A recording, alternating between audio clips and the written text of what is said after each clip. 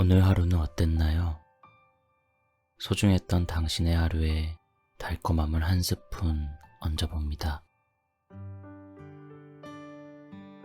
목요일 라디오 세 번째 소개해드릴 책은 김상현 작가님의 내가 죽으면 장례식에 누가 와줄까? 입니다. 라디오를 듣는 모든 분들이 잠시나마 주변 사람들을 돌아보는 시간이 되었으면 좋겠습니다. 표현은 인간이 자신을 드러낼 수 있는 가장 유용한 수단이자 도구이지 않을까. 표현의 여러 범주들이 존재하겠지만 내가 생각하는 가장 바람직한 표현은 감정을 이야기하는 것이다. 그중 마음을 인정하는 감정이란 무엇일까? 사랑하고 고맙고 미안한 감정이 그런 것들이라 생각한다. 주변을 둘러보니 사람들이 표현에 너무 인색하다는 생각을 했다. 대학 시절 어떤 선배는 조별 과제를 하는 내내 자신이 할 일을 나에게 떠넘겼다. 학기가 끝나고 방학이 찾아올 무렵 선배는 나를 조용히 부르더니 고맙다고 했다. 그동안 고맙다는 말을 하지 못했던 이유는 고맙다는 말을 하면 빚을 진 느낌이라서 잘 꺼내지 못했었다는 이유와 함께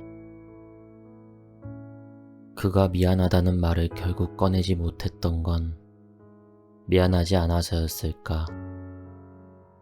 아니면 미안하다고 이야기하면 자신이 진 것 같은 기분이 들어서였을까 하는 의문을 남긴 채로 그와의 인연은 그렇게 끊어졌다.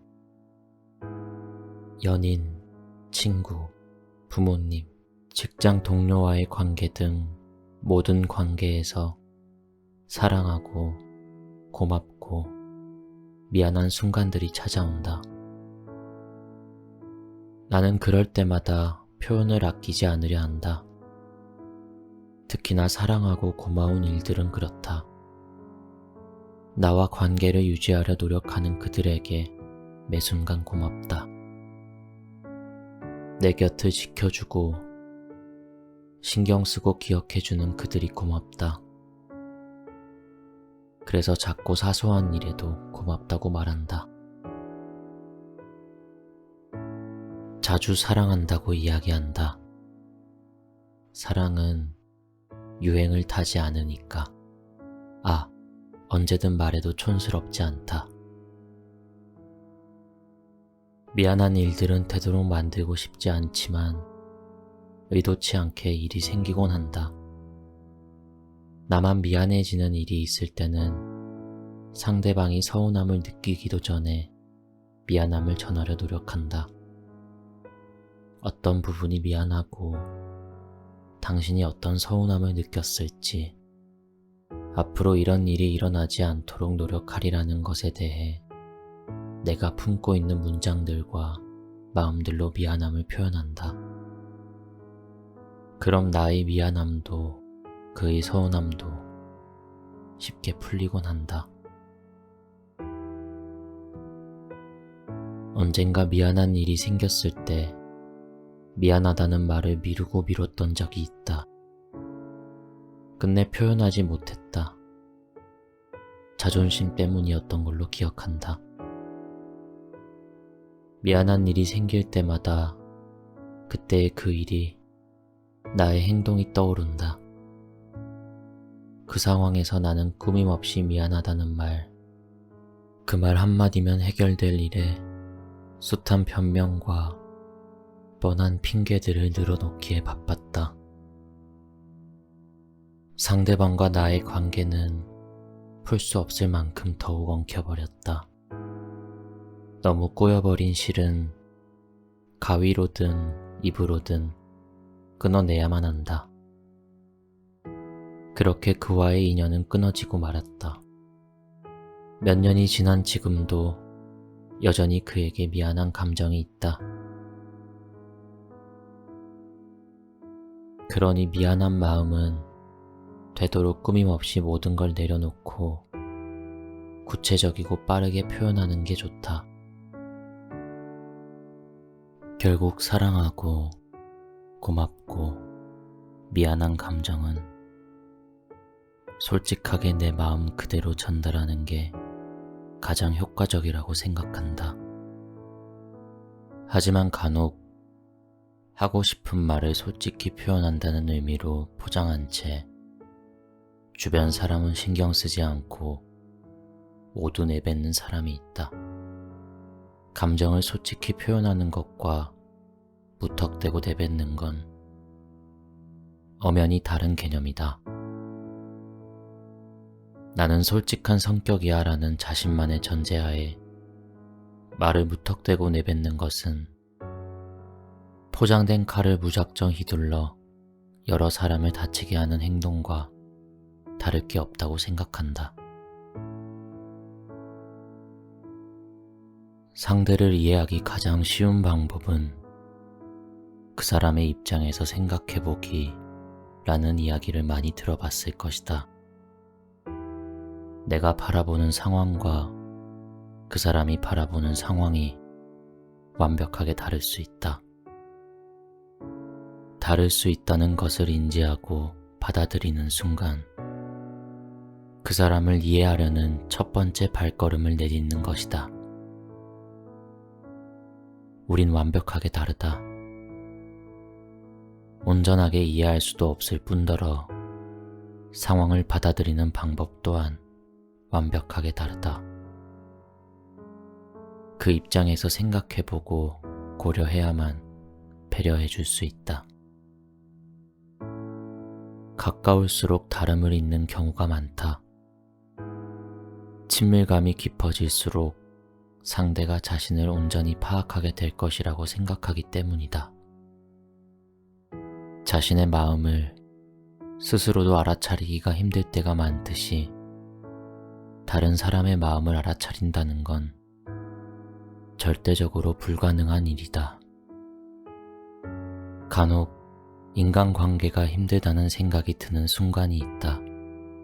그럴 땐 단순하게 생각하면 쉬워진다. 내가 다른 사람의 뜻에 맞추어 살아가지 않듯이 다른 사람들도 나의 뜻에 맞추어 살아가는 것이 아니다. 그뿐이다. 우린 모두 각자의 이익과 뜻에 따라 행동하고 살아간다.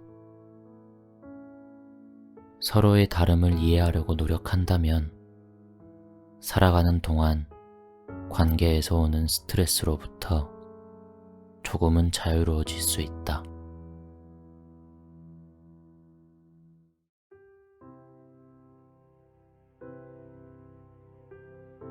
김상현 작가님의 내가 죽으면 장례식에 누가 와줄까 중 한 부분이었습니다.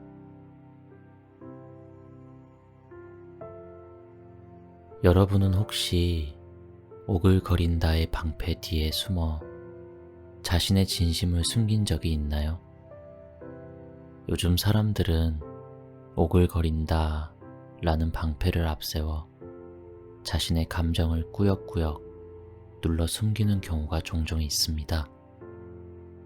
한때의 낭만이 지금의 유치함이 되어버렸고 마음 한구석 아직 남아있는 동심이 나이값 못하는 철없음으로 치부되어 버리기도 합니다.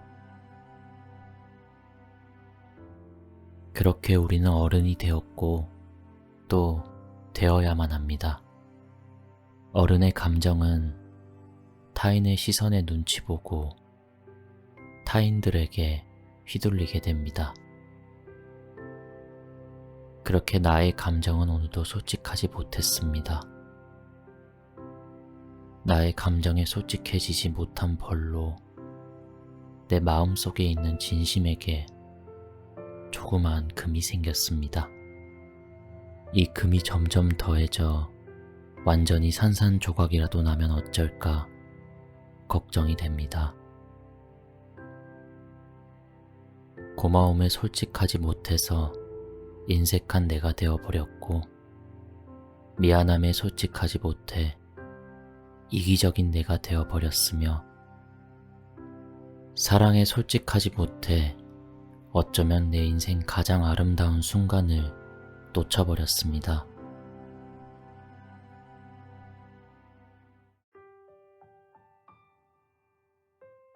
우리가 늘 생각해야 하는 한 가지가 있습니다. 사랑한다고, 고맙다고 말할 수 있고, 미안한 감정을 표현할 수 있는 사람이 내 옆에 있다는 게 얼마나 큰 행복인지, 당연하게 생각했던 나의 사람들이 사라졌을 때 우리는 후회라는 감정을 갖게 되지 않을까요?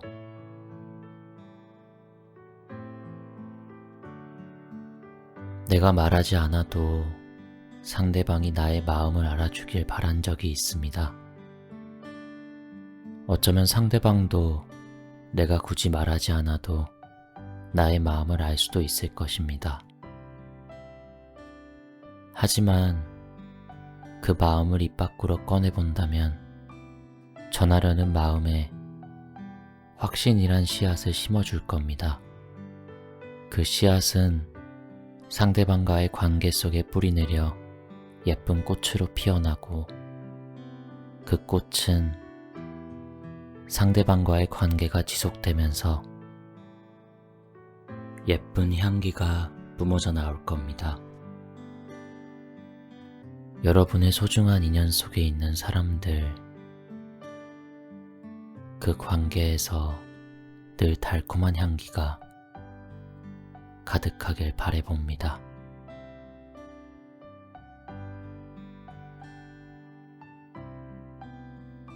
지금 라디오를 듣는 당신, 지치고 힘들었을 하루의 끝자락에서 옅은 미소를 얻기를